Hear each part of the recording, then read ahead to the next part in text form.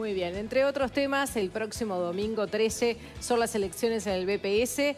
Juan Miguel, hay muchísima gente que te dice, tengo que votar, es obligatorio. ¿A quién voto? No conozco los candidatos. Qué lío esto de las elecciones obligatorias, ¿no? Además, que bueno, son parte de nuestro sistema democrático, pero que a muchos les choca que tener que ir a votar obligados. A algunos no les gusta ir ni a las elecciones nacionales, que esta ¿no? vez son 1,5 millones de personas, ¿no? Sí, sí. Claro, ¿no? y además hay una Es multa, obligatorio ¿no? para todos, menos para los mayores de 75. Exactamente. Exacto. Vamos a ir repasando en un informe detalle por detalle qué es esto de las elecciones, que además ya son el próximo domingo, ¿no? Y yo creo que la enorme mayoría de la población y específicamente de los que tienen que ir a votar no tienen ni idea de quiénes son los candidatos, de qué hay que votar, de qué listas hay, de qué es lo que pasa aquí.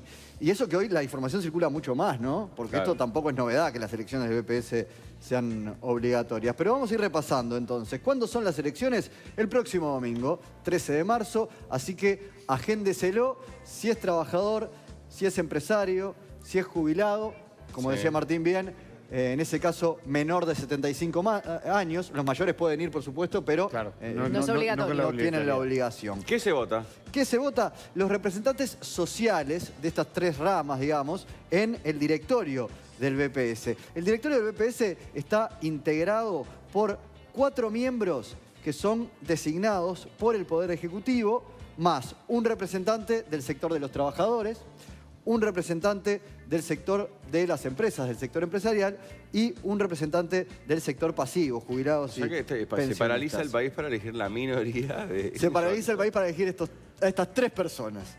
Se paraliza y se mueve mucho dinero. Creo que son unos 112 millones de pesos que se van a gastar. Sí, más la licencia, sí, ¿no? No, cuesta, es un muerto. ¿No? Bueno, vamos con la pregunta A, que ¿es obligatorio votar? Sí, es obligatorio votar. El voto, como en las elecciones nacionales, es secreto, obligatorio y personal, salvo para los mayores de 75 años. ¿Y quiénes son los habilitados y, por lo tanto, obligados a votar? Los afiliados activos al BPS, es decir, los trabajadores, los afiliados pasivos, es decir, los jubilados y los pensionistas, y las empresas. Entre los afiliados activos, tengamos en cuenta que son trabajadores que estén afiliados desde 12 meses antes del 30 de junio del 2015. Es decir, que tienen que estar llegando casi ya a 2 años de trabajo, ¿verdad?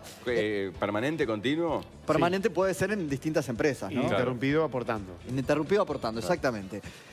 En el caso de los pasivos, lo mismo. Tienen que estar jubilados antes del 30 de junio del año pasado. Y en el caso de las empresas, bueno, son las empresas contribuyentes inscriptas en el BPS antes del 30 de junio del año pasado y afiliadas desde 12 meses antes, es decir, con 1 año de antigüedad. Lo más fuerte es lo otro, ¿no? Que estén al día. Eso es lo más difícil, ¿no? Sí, las empresas tienen que estar al día y en el caso de las empresas pluripersonales, las que no son unipersonales, vota 1, obviamente, que es designado, tienen un voto por empresa. Vamos a la parte que probablemente menos conozcan y es quiénes son los candidatos para cada rama. Yo te lo tengo claro. En el caso de los empresarios, hay un solo candidato, una candidata única que es Elvira Domínguez, que está actualmente en el cargo de la representación de los empresarios en el BPS, que tuvo un percance de salud en diciembre, pero por suerte está recuperada y se vuelve a presentar como candidata y que obviamente va a resultar electa. Si sos electa. empresario tenés que ir a votar al cohete porque en realidad es lista única. Y si sos trabajador y empresario, como debe ser tu caso, Por supuesto. tenés que ir a votar 2 veces. Claro, tenés que votar por las 2. Ya vamos al detalle de eso, Pablo. En mi caso. En el caso de los trabajadores, sí van a tener esta vez opción. Porque, bueno, vamos primero con los jubilados. En el caso de los pasivos, por la lista 1 está Sixto Amaro, que es el actual representante de los trabajadores, que representa además a la ONACPU, ¿verdad? La tradicional organización de jubilados y pensionistas. Y Carlos Sartele. ¿Sartú? Carlos Sartú. No, para ahí dice Sartele HD. Carlos Sartú, que no es nada suyo, ¿no? Sí, sí, es pariente, claro. ¿Sí? Sí, sí, primo hermano de mi padre. Oh, Mire mirá. usted. Bueno, Carlos Sartú, que va por la coordinadora de jubilados, una nueva organización de jubilados que un poco levanta las viejas banderas que antes llevaba la ONACPU de mayor confrontación con quienes hoy son los representantes de alguna manera oficiales en el BPS, porque están más cerca de... Los 4 de la mayoría que ponen el... Claro, poder y de la ejecutivo. línea de Murro, etcétera. Y por el lado de los trabajadores, también en este caso tenemos 2 candidatos, y esto también es una novedad, porque además de Eduardo Ramón Ruiz, el representante de el PIT-CNT, que es el actual representante y Sí. que claramente es el favorito, aparece Luis Humberto Lisboa, un candidato independiente dentro de lo que es justamente la organización de los trabajadores, es decir, separado del PIT-CNT, confrontando, si se quiere, al PIT-CNT y buscando un lugar con una cantidad de votos que en el caso de los trabajadores es la mayor, son más de 800.000, si no me equivoco. Los afiliados al PIT-CNT son unos 400.000, un poco más, pero de todas maneras claramente es Ramón Ruiz el favorito en estas elecciones. Algo importante, Juan Miguel, es lo que decías recién, que mucha gente, por ejemplo, es jubilado por un lado y es empresario por otro, o activo, o tiene 2 condiciones, ¿no? Tiene que ir a votar... Se votan 2 circuitos distintos. En 2 circuitos distintos, y ahí habrá que entrar probablemente a la página de la Corte Electoral y ya le vamos a dar los datos exactamente. ¿Cuáles son las razones para no votar? Porque recordemos que, y ahora vamos a ver cuánto, hay multa. Claro, no es solamente tener más de 75 como ya dijimos. No, padecer una enfermedad, estar imposibilitado de concurrir por fuerza mayor, que habrá que acreditar después frente a la Corte, estar fuera del país, habrá que acreditar todo esto también, ¿no? Sí, y este es el punto más fuerte a mi gusto, el que viene Sí, ahora. vivir en un departamento que no coincida con el de sufragio. Si usted no reside en el departamento en el que está inscripto, y esto realmente le viene Pasa muy bien abundante. a mucha gente que vive en Montevideo, mucha gente del interior, que vota en el interior del país y que vive en Montevideo, no tiene que ir a votar. No es obligatorio. Claro, tiene que comprobarlo después también, Sí. ¿no? Si no paga multa. Sí, lo que pasa es que eso es tan relativo, Pablo, y ahora lo vamos a ver también, ¿no? Tiene que comprobarlo si se lo pide quién, cuándo, en qué circunstancia, a quién le van a pedir ¿Qué el tema certificado de ¿qué que tema votó del voto a distancia? en las elecciones del BPS. Consular, epistolar, etcétera. Y dentro de Uruguay, por ejemplo, tenemos unos dramas enormes entre 19 departamentos que no son tan distantes. Con uno de 600 otro. kilómetros de distancia, ¿no? Es rarísimo. Bueno, no tienen que ir a votar, también puede ser una dificultad, ¿no? Porque un trabajador puede decir, no, pero yo quisiera ir a votar y me tengo que hacer 500 kilómetros para votar en las elecciones del Banco de Previsión Social y, como decíamos, bueno, tener más de 75 años. Pero vamos al tema de cómo hacer para votar, porque hay que llevar la credencial. Y atentos que esto es No distinto corre la también. cédula como en las elecciones. No corre la cédula y no tienen esa lista que tienen en las elecciones, porque la lista es la lista completa de la Corte. Y acá no votan todos los habilitados en la Corte, que son como 2.400.000, 2.500.000. por ahí. Así que hay que llevar la credencial.